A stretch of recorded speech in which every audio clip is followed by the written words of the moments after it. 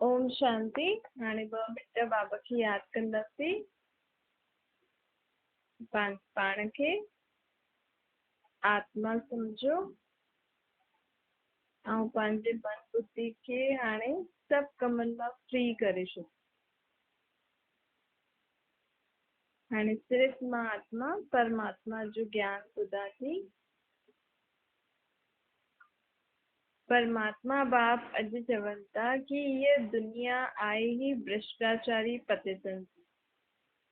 हाणे हिन भ्रष्टाचारी दुनिया खे श्रेष्ठाचारी ठाहिण लाइ मां आयो। बाबा जो ही कर्तव्य आहे हिन भ्रष्टाचारी दुनिया खे श्रेष्ठाचारी ठाहिण जी। बेहद जो बाप, विश्व जी सर्व आत्माउनि जो बाप असांखे श्रेष्ठाचारी ठहिण जो ज्ञान थो ॾे, सम्झ थो ॾे।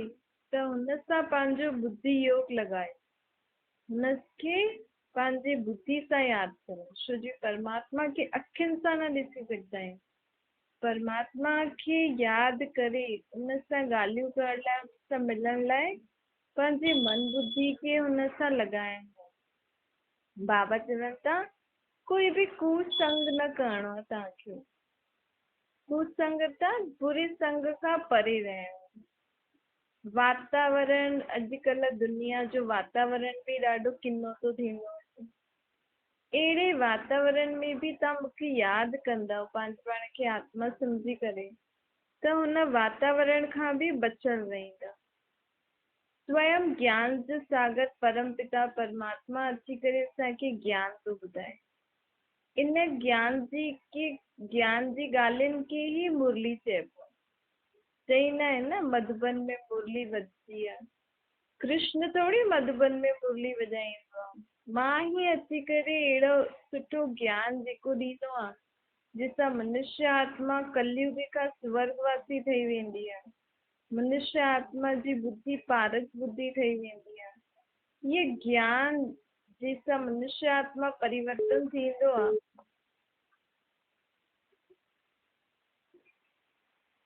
इनखे ई मुरली चइबो आहे। बाबा चवनि था मुरली त ॾाढे स्थाननि ते माण्हू वॼाईंदा आहिनि। वो काठ जी मुरली अलॻि अलॻि हुई, लेकिन हिन संगम युग ते जेकी परमात्मा अची ज्ञान जी ॻाल्हियूं ॿुधाई अथई, हिन जो ई गायन आहे भक्ति मार्ग में। त ॿारनि खे ॾाढो ध्यान सां इहे ॻाल्हियूं ॿुधणियूं आहिनि। छो जी परमात्मा हिकु ई बार, ॿिया सत्संग त असां जन जन्मांतर ॿुधंदा आया आहियूं न, लेकिन इहो ज्ञान परमात्मा हिकु ई बार आत्माउनि खे ॾींदो आहे। ॿियो कहिड़े बि युग में, कहिड़े बि समय परमात्मा हेठि ईंदो ई न आहे। हुनजो ड्रामो में पार्ट ई हाणे जेको भॻवान खे चईंदा आहिनि कि भॻवानु सत्य आहे, इहे ई सत्य ॻाल्हियूं ॿुधाईंदो आहे पाण खे कि तव्हां आत्मा आहियो, तव्हांजो इहो शरीर, मां तव्हांजो पीउ आहियां। ये सृष्टि जो चक्कर ईअं घुमे थो, सत्युग त्रेता द्वापर कलयुग। हाणे कलयुग खां पोइ सत्युग अचण वारा आहे। दुनिया में जेका कलयुगी गुरू आहिनि, हुननि जा त केॾा सारा फॉलोअर्स हूंदा आहिनि न, लेकिन परमात्मा जो ज्ञान कोटनि में कोई में बि कोई सम्झी सघंदो आहे। परमात्मा खे ख़ुदि जो शरीर न आहे न, ॿिए जे शरीर में अची करे ज्ञान ॾींदो आहे त ॾाढा घटि माण्हू पहचाने सघंदा आहिनि। सुखधाम जी स्थापना करण लाइ, सुखधाम जे लाइ ज्ञान ॾियण आयो।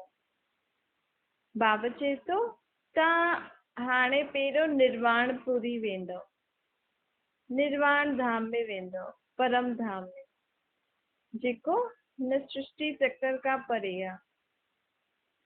सितारनि खां परे, फरिश्तनि खां, दुनिया खां बि परे हिकु निर्वाण धाम, शांति धाम। उते पाण सभु आत्मायूं निराकार रूप में रहंदा आहिनि। उनखे अमरपुरी बि चइबो आहे। हुतां खां असां आत्मायूं हिन सृष्टि ते, हिन शरीर में, बिल्कुटी जे विच में पार्ट वॼाइण आया आहियूं। इहे पंहिंजे 5 तत्वनि जे शरीर में आत्मा पार्ट वॼाइण आई। कोई आत्मा सत्युग खां आई आहे, कोई त्रेता द्वापर, हाणे बि आत्मायूं मथां अचनि। उन निर्वाण धाम खे अमरपुरी बि चइबो आहे, शांति धाम बि चइबो आहे, मुक्ति धाम बि चइबो आहे। हाणे मां बि हुतां आयो आहियां, लेकिन तव्हां जॾहिं हुतां ईंदा आहियो त पंहिंजो पंहिंजो शरीर वठी हिते पाठ वॼाईंदा आहियो। मां पंहिंजो शरीर न वठिबो आहे, मां ॿिए जे शरीर में प्रवेश थी वियो। हाणे पूरो पुरुषार्थ करो उच्च पद पाइण लाइ। परमात्मा केॾी मथां खां हेठि ईंदो आहे, पतित दुनिया पतित शरीर। पाण त मथां खां हेठि थींदा आहियूं त पाण खे पावन शरीर मिलंदो आहे, सुठो सुखदाई दुनिया पंहिंजे लाइ पहिरियों पहिरियों हूंदी आहे। लेकिन भॻवान जेको सदैव पावन रहण वारो आहे उनखे पावन शरीर मिलंदो ई कोन अथसि, छो जो हुनजो कमु छा आहे, पतितनि खे पावन ठाहिण। इन करे बाबा हिन मृत्यु लोक में ईंदो आहे। हाणे मनुष्य आत्मा समय खां पहिरियों पंहिंजो शरीर छॾे थी त हिनखे मृत्यु चइबो आहे। मृत्यु लोक खे अमर लोक ठाहिण आयो आहे। अमर लोक अर्थात जिते आत्मा स्व इच्छा सां शरीर छॾे। आत्मा शरीर त छॾंदी, छो जो शरीर 5 तत्वनि जो ठहियलु हूंदो आहे। केसि ताईं उहो हलंदो? सतयुग में 150 वर्ष जी आयु हूंदी हुई, त्रेता में 125, द्वापर में 100। हाणे त कोई आयु ई न आहे, कॾहिं बि आत्मा शरीर छॾे सघंदी आहे। त हिन बाबा चए थो आत्मा खे शरीर त छॾिणो वठिणो आहे ई सही, लेकिन सतयुग में स्व इच्छा सां शरीर छॾंदी ऐं पंहिंजी पूरी आयु जी करे पोइ शरीर छॾंदी। ऐं द्वापर कलयुग खां पंहिंजे हिसाब किताब अनुसार। ऐं हाणे त अकाली मृत्यु बि थी वेंदी आहे, समय थियो ई न, अञा हिसाब किताब पूरो थियो ई न आहे, मृत्यु थी वेंदी आहे। त बाबा मृत्यु लोक खे अमर लोक ठाहिण आयो आहे। परम धाम खे बि अमर लोक चइबो आहे न। अमर बाबा परमात्मा अमर आहे न, छो जो हुनखे त शरीर अथसि ई न, सदा आई। अमर बाबा हाणे हिन सृष्टि ते अमर लोक ठाहिण आयो, पाण खे अमर कथा ॿुधाइण आयो आहे, आत्माउनि खे बि अमर ठाहिण आयो आहे। माण्हू त सच सोचता आहिनि अमर अर्थात बसि हाणे जनम मरण में ईंदो ई न। सभिनि जी पंहिंजी पंहिंजी मत अनुसार अर्थ कंदा रहनि, पर तूं बाबा चवनि था अमर अर्थात आत्मा स्व इच्छा सां शरीर छॾे। हाणे तव्हांखे स्मृति आई आहे न कि असां केरु आहियूं? आत्मा आहे। असांजे शरीर खे हलाइण वारी मां आत्मा आहियां। मुंहिंजो आत्मा जो पीउ केरु आहे? परमात्मा। उहो हाणे हिन सृष्टि ते मुंहिंजे लाइ स्वर्ग जी दुनिया ठाहिण आयो। मां ई त भक्ति मार्ग में हुनखे एॾी समय खां सॾु पई करां कि असांखे अची सुख शांति जी दुनिया ठाहे ॾे, असांखे अची सुख शांति ॾे। हाणे उहो बाबा आयो आहे सुखनि जो सागर। बाबा कॾहिं असांखे दुख न ॾींदो आहे, न ई बाबा कोई पाण खे हर ॻाल्हि जी डायरेक्शन ॾींदो आहे। सिर्फ़ु हिन ई समय पाण खे सुठो जीवन जीअण जो डायरेक्शन ॾींदो आहे, ॿिए कहिड़े युग में न ॾींदो आहे। हिन संगम युग ते जॾहिं बाबा ब्रह्मा तन में ईंदो आहे तॾहिं ई पाण खे कीअं सुख शांति वारो जीवन जीऊं उनजो डायरेक्शन ॾींदो आहे। जीवन जियो लेकिन मुक्त अवस्था में। अॼुकल्ह जीवन में केॾा बंधन आहिनि, त जीवन मुक्त अवस्था में जीवन कीअं जियूं? गृहस्थी हुजे, धंधो धोरी हुजे, लेकिन कोई बंधन न हुजे, इन्हनि सभिनि ॻाल्हियुनि खां मुक्त उहो ओड़ो जीवन जीअण बाबा असांखे सेखारींदो आहे। बाबा चए थो हिन करे इहो हिकु जीवन मुंहिंजे हवाले करे छॾियो, जीअं मां चवां थो हूअं करो। सत्युग त्रेता में तव्हां 21 जन्मनि जो मां तव्हांखे राज्य ॾियां। हिकु इहो जनम, 8 सत्युग जा, त्रेता जा 12 जनम, पोइ टोटल 21 जन्मनि जो राज्य भाग्य तव्हां वठो था। द्वापर कलयुग खां त पोइ विकारनि जी प्रवेशता थी वेंदी।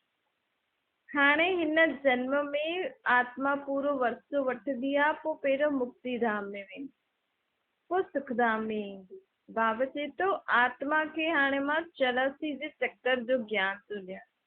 हिन 84 जे चक्कर खे सम्झी अगरि कोई आत्मा सुठी रीति सम्झी वई त हुनजा उहो पंहिंजे दुखनि सां विकर्मनि सां मुक्त थी सघंदी आहे कि मां ही ये चक्कर काटे या आई आहियां, मां ही पहिरियों सुठी आहियां, मुंहिंजा ही हाणे स्वभाव संस्कार बुरा थिया आहिनि, मां ही आत्मा द्वापर युग खां विकारनि जे वश बुरा कर्म कया आहिनि त उनखे मूंखे ई चुकतो करणो आहे।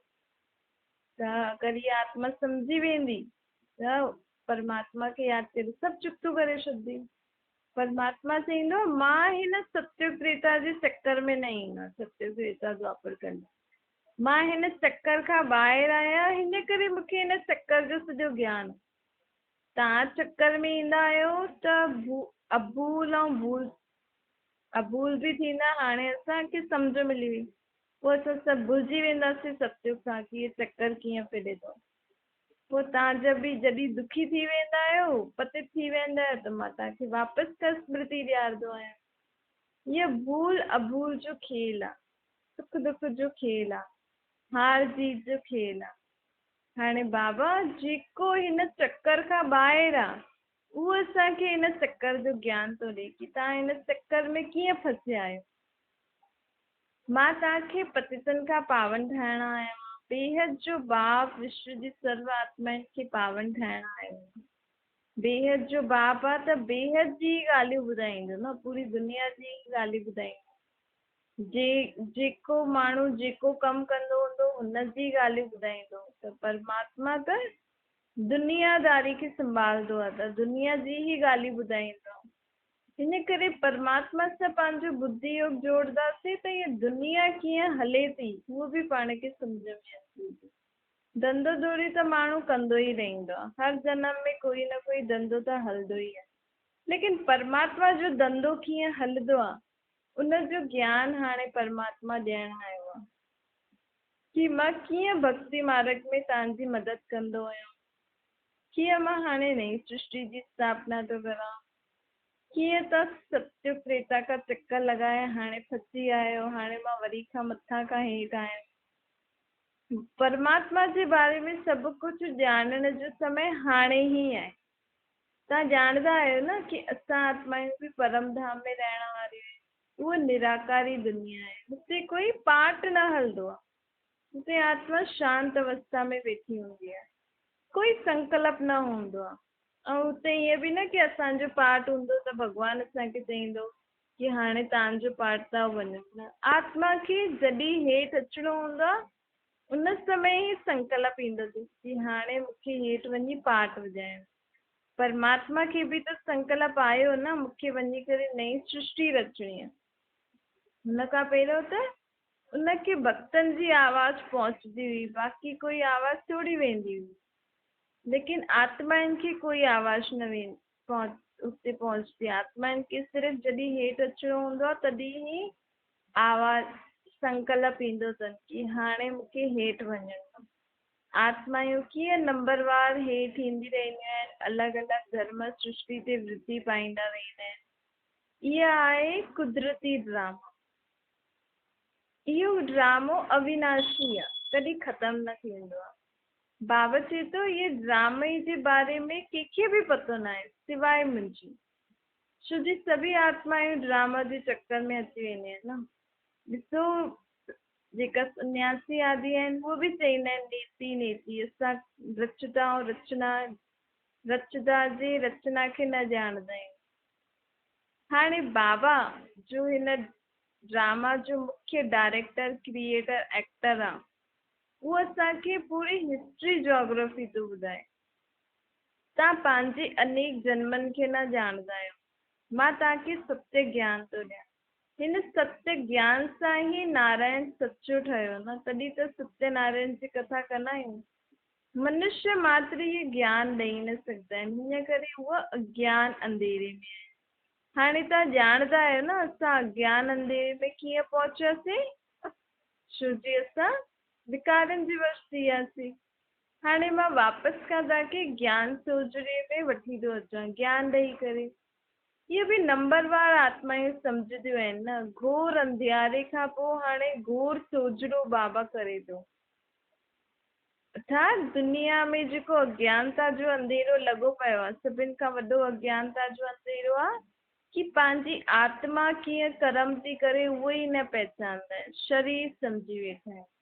ॿियो अंधेरो आहे कि भॻवान जो निराकार आत्मा जो पीउ आहे उनखे ई न ॼाणंदा आहिनि। इन इन तरीक़े सां ॾाढा सारा अंधियारा, अज्ञान जा अंधियारा दुनिया में आहिनि, जंहिंसां दुनिया पूरी अंधियारे में थी वई आहे। अधु कलाक राति अधु कलाक ॾींहुं हलंदो आहे न। बाबा चए थो मां तव्हांखे सभिनि शास्त्रनि जो सार ॿुधायां। ये जो दान पुण्य कंदा आहिनि, शास्त्र पढ़ंदा आहिनि, इन सां थोरो समय जे लाइ सुख मिली सघंदो आहे आत्मा खे। बाप चईंदा आहिनि मां तव्हांखे हिननि सभिनि सां न मिली सघंदो आहे। भई असां दान पुण्य करूं, शास्त्र ज्यादा पढ़ूं, तपस्या करूं त भॻवानु असांखे मिले न। जॾहिं असांजी भक्ति जो पाठ पूरो थी वेंदो आहे न, तॾहिं अची करे भॻवानु मिलंदो आहे असांखे। छो जी भक्ति अर्थात सॾु करणु। जॾहिं सॾु करे करे माण्हू थकिजी पईंदो आहे कि हाणे त बसि मूंखे मिलणो ई आहे, हाणे मूंखे भक्ति बि न करणी आहे, बसि मूंखे तव्हां सां मिलणो ई आहे, तॾहिं अची करे भॻवानु असां सां मिलंदो आहे। मां विश्व जो मालिक बि उन्हनि खे ई ठाहींदो आहे न, जो मूंखे ॾाढे समय खां यादि कंदियूं आहिनि। इहे सम्झंदा आहियो न, हाणे असां विश्व जो मालिक था ठहूं। पहिरियों पूरी विश्व में भारत ई त हुयो, विश्व जो मालिक थी आहे न भारतवासी। मालिक त उहो ठहींदा जो बाबा जी पढ़ाई सुठी रीति कंदा। स्वर्ग में वञण जे लाइ इहा पढ़ाई आहे न। मां तव्हांखे राजयोग थो सेखारियां। पूरी दुनिया ये राजयोग न सिखंदी, न ही पूरी दुनिया ये ज्ञान ॿुधंदी। एतिरो ज़रूर ॿुधंदी कि असां आत्मा आहियूं ऐं असांजो पीउ परमात्मा आहे। सिर्फ़ु एतिरो ज्ञान सभु ॿुधियूं। बाक़ी जो ये बाबा पूरो चक्कर जो ज्ञान थो ॾे, टिनी लोकनि जो ज्ञान थो ॾे, पूरी हिस्ट्री जोग्राफी जेको ॿुधाए थो, ये पूरी दुनिया न ॿुधंदी आहे। ये उहे ई माण्हू ॿुधंदा आहिनि जेकी आत्माउनि खे स्वर्ग में पाठ वॼाइणो हूंदो आहे। बाक़ी कोई बि आत्मा न ॿुधंदी आहे। त बाबा चए थो एतिरो ऊंचो ज्ञान मां तव्हांखे ॾियण आयो आहियां, त कम से कम समय त कढणो खपे न। पोइ थोरी मां तव्हांखे ज्ञान हर युग में ॾींदमि न। इहो ई समय आहे। मूंखे बि ॾाढो कमु हूंदो आहे न, मां बि युगे युगे न ईंदो आहे, कल्प में हिकु बार ई ईंदो आहे।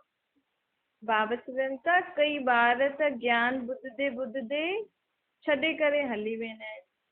छो जी रावण जो राज्य बि घटि थोरी आहे। हिन करे संग दोष जी ॾाढी संभाल करणी खपे। दुनिया में अहिड़ा माण्हू बि हूंदा आहिनि न जो ज्ञान ॿुधण लाइ मना कंदा आहिनि। ऐं इहो ज्ञान त ॾाढा सारा हिन ज्ञान जे लाइ जेकी उल्टी सिल्टी ॻाल्हियूं तव्हांखे ॿुधाईंदव, उहो न ॿुधिजो। छो जी परमात्मा जो ज्ञान आहे न। परमात्मा छो जी अची करे चए थो पवित्र रहो। दुनियादारी चए थी कि सृष्टि कीअं वधंदी। बाबा चवनि था मूंखे ये कलयुग की सृष्टि न वधाइणी आहे। हाणे मूंखे सत्युग की दुनिया जी स्थापना जे लाइ आत्माउनि में पवित्रता जी शक्ति वधाइणी। हिन करे बाबा जो ज्ञान जॾहिं ॿुधण लॻंदा आहिनि त ॾाढा सारा माण्हू उल्टी सिल्टी ॻाल्हियूं बि ॿुधाईंदा आहिनि, परंतु बाबा चए थो त हुन संग दोष जी संभाल कजो। मां तव्हांखे हिकु बार ई मिलण ईंदो त मुंहिंजी मत ते हलंदव त स्वर्ग जा सुख पाईंदव। अञा ताईं कलयुगी दुनिया वारनि जी मत ते हलंदव त पोइ असां स्वर्ग जो सुख न ॾिसी सघंदासीं न। पोइ वापसि खां जॾहिं द्वापर कलयुग थींदो तॾहिं असां ईंदासीं, सतयुग जो सुख त ॾिसी न सघंदासीं। मां तव्हांखे तव्हांजी आत्माउनि खे हाणे श्रृंगार कराइण आहियो, गुण शक्तियुनि सां, ज्ञान सां। अधु कलाक खां तव्हां मूंखे सॾु पिया करो न। हाणे कंहिंजे नाम रूप में न फसिजे, पंहिंजे पाण खे आत्मा सम्झो ऐं मूंखे यादि करो। आहे ॾाढो सहज। ॾिसो शरीर जे अंदरि आत्मा त आहे ई न, भले ॾेखारे में नथी ॾे, आहे त सही। हूअं ई परमात्मा बि आहे, ॾेखारे में नथो ॾे लेकिन आहे। इन रीति सम्झी करे हलो त तव्हांजो बेड़ो पार अथव। देह अभिमान खे छॾी करे देही अभिमानी ठहो आहे। मां आत्मा, मुंहिंजो बाप परमात्मा। आत्माउनि खे हिकु शरीर छॾे ॿियो शरीर वठिणो ई पवंदो आहे। हिन में रोइण जी छा ॻाल्हि आहे। पहिरियों त इहो ज्ञान न हुयो, हाणे त वापसि सम्झ ॾिनी अथई न। आत्मा कोई मरती थोरी आहे। हिते ई हिकु जन्म हिकु शरीर छॾे वञी ॿियो शरीर वठंदी, जाते बि हुनजो हिसाब किताब थियो। हाणे बाबा असांखे सुखधाम जो वरतो ॾियण आयो आहे, त पूरो रीति सां अटेंशन सां पढ़ाई करणी। बाबा जो फरमान आहे न, बाबा ॿारनि खे छा फरमान करते, उथंदे वेहींदे खाईंदे पीअंदे मूंखे यादि करो, मूंसां गॾु रहो। मनुष्य जी उल्टी सुल्टी ॻाल्हियूं न ॿुधो, उल्टो संग न करो। जेतिरो थी सघे सुबुह सुबुह जो उथी करे बाबा खे यादि करो। सुबुह जो समय सुठो हूंदो आहे, हुन समय उथी करे बाबा खे यादि कंदव, बाबा जी ॻाल्हियुनि जे बारे में वीचार सागर मंथन कंदव, पंहिंजी आत्मा जी अनुभूति कंदव, निश्चय कंदव कि मां आत्मा, मुंहिंजो बाप परमात्मा हाणे सृष्टि ते मूंखे वरतो ॾियण आयो आहे, त ॻाल्हियूं ज्यादा जल्दी सम्झ में अची वेंदियूं। सुबुह सुबुह जो बुद्धि हिकदमि फ्रेश हूंदी आहे न। ॾिसो हिते बाबा पाण खे ज्ञान छो थो ॾिए, छो बाबा खे आत्माउनि खे वरतो ॾियणो आहे। बाक़ी सत्संग में त असां ॿुधी करे सिर्फ़ु हली ईंदा आहियूं न, भई असां ॿ वचन ॿुधिया, के शास्त्र पढ़ायो या की कुझु बि कथा आदि ॿुधाई, ॿुधी करे हली आयासीं। लेकिन हिते बाबा जो ज्ञान ॿुधंदा आहियूं त बुद्धि में छा रहंदो आहे, आत्माउनि जो पीउ परमात्मा हिन ज्ञान सां आत्माउनि खे वरतो थो ॾिए, शक्तियूं थो भरे। इन रीति ॿुधणो खपे, सिर्फ़ु कॉमन सत्संग रीति न ॿुधणो आहे। हिन बाबा जे हिन ज्ञान सां असां स्वर्गवासी था ठहूं। हिन स्मृति सां असांखे ॿुधणो खपे कि असांखे छा प्राप्ति थी थिए, असां स्वर्ग में वञण जे लाइ पढ़ाई था पढ़ूं। त बाबा चए थो सिर्फ़ु अकेला ई छो था वञो, पंहिंजे परिवार वारनि खे बि वठी हलो न, उन्हनि खे बि चओ परमात्मा खे यादि करो, परमात्मा स्वर्ग जो वरतो ॾियण आयो। बाबा चए थो ॾिसो, टीचर बि पढ़ाई पढ़ाईंदो आहे न, त मां तव्हांजो टीचर बि आहियां। हाणे नई दुनिया जे लाइ तव्हांखे पढ़ाई थो पढ़ायां। मनुष्य त दुनिया में केतिरो मथो मारंदा रहंदा आहिनि न, अॼुकल्ह जी पढ़ाई बि केतिरो बोझ थी वई आहे। सत्युग में त पढ़ाई बि खेल खेल में थींदी, उते कोई बोझ आदि न हूंदो। बाबा पूरी सत्युग त्रेता जी राजधानी स्थापन थो करे न, त पूरो पुरुषार्थ करणो खपे कि असां हुन राजधानी में ऊंच पद पायूं। पद बि त अनेक प्रकार जा हूंदा आहिनि न, लेकिन ऊंचो पद पाइण लाइ ऊंची सुठी रीति पढ़ाई बि करणी पवंदी, ओतिरी धारणा बि करणी आहे। नई दुनिया स्वर्ग में पंहिंजो राज्य भाग्य वठण लाइ त केतिरो ध्यानु रखणो खपे न। बाबा आहे ई पतितनि खे पावन ठाहिण वारो, त बाबा जी शिक्षायूं बि एॾियूं ऊचियूं आहिनि। धर्म बि त केॾो ऊचो स्थापन कंदो आहे। जे धर्म जा महाराजा महारानी खे अञा ताईं माण्हू मंदिर ठाहे करे यादि था करनि, केॾे सुठा सुठा मंदिर ठाहींदा आहिनि न देवी देवता जा। त हुननि जी जॾहिं चैतन्य में दुनिया हूंदी, वो केॾी सुठी हूंदी, ऐं हुन दुनिया खे ठाहिण वारो परमात्मा केतिरो सुठो आहे, हुनखे बि त ॼाणणो खपे न। लेकिन ॼाणण लाइ ओतिरो समय बि कढणो, पंहिंजी मन ऐं बुद्धि खे बाक़ियुनि ॻाल्हियुनि खां हटाए, जॾहिं पाण पंहिंजे मन बुद्धि खे सां एकाग्र थी करे उनखे यादि कंदासीं, तॾहिं त असां हुन जे बारे में यथार्थ ॼाणे सघंदासीं न, कि आख़िर जेकी सॼी दुनिया सॾ थी करे उहो आहे की, ऐं कीअं हुन में एतिरी छा छा शक्ति अथसि, छा छा गुण अथसि, जो गुप्त रही करे बि एॾो कमु कंदो आहे। केतिरी शक्ति अथसि, ॾेखारे में बि न ॾींदो आहे, शरीर बि न वठंदो आहे, लेकिन केॾो ऊचो कमु कंदो आहे। पूरी दुनिया खे नर्क का स्वर्ग ठाहींदो आहे, पूरी दुनिया खे परिवर्तन कंदो आहे, केतिरी मनुष्य आत्माउनि खे हर ॻाल्हि में संतुष्ट कंदो आहे न। ॾिसो तॾहिं त भॻवान खे सभु यादि था करनि, बल्कि कंहिंसां गॾु केतिरो बि वॾो दुख थो अचे, भले वो चए थो भॻवान मूंसां ईअं बुरो कयईं, ईअं कयईं, त बि भॻवान खे यादि कंदो रहंदो। अरे बुरो कयईं त पोइ हुनखे यादि छो था करो, मतिलबु हुन बुरो न कयईं, उहो त सुठो ई कंदो आहे न सभिनि जो। त हुन थोरी कंहिंसां बुरो कयईं, त पाण खे त पंहिंजे कर्मनि अनुसार बुरो सुठो मिलंदो आहे। पंहिंजे बुरे में पंहिंजी मदद कंदो आहे, बुरे खे ख़तमु करण में। लेकिन पाण परमात्मा खे दोषी कॾहिं न ठाहियूं। परमात्मा त असांजे लाइ सदा ही सुठो ई कंदो आहे, छोजी उहो आहे ई सुखनि जो दाता।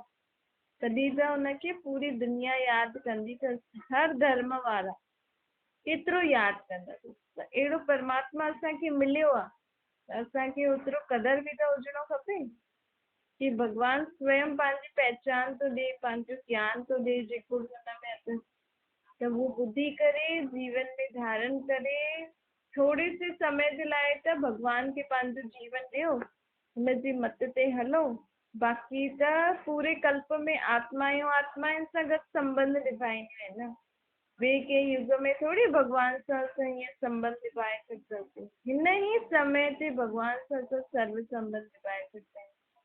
ऐं उहो बि बाबा चए थो कुझु छॾिणो न आहे, लेकिन सभु कुझु मुंहिंजी राय ते करणो। छा मीठे मीठे सिकी लॾे ॿारनि खे माता पिता बाप दादा जो यादि प्यार ऐं गुड मॉर्निंग।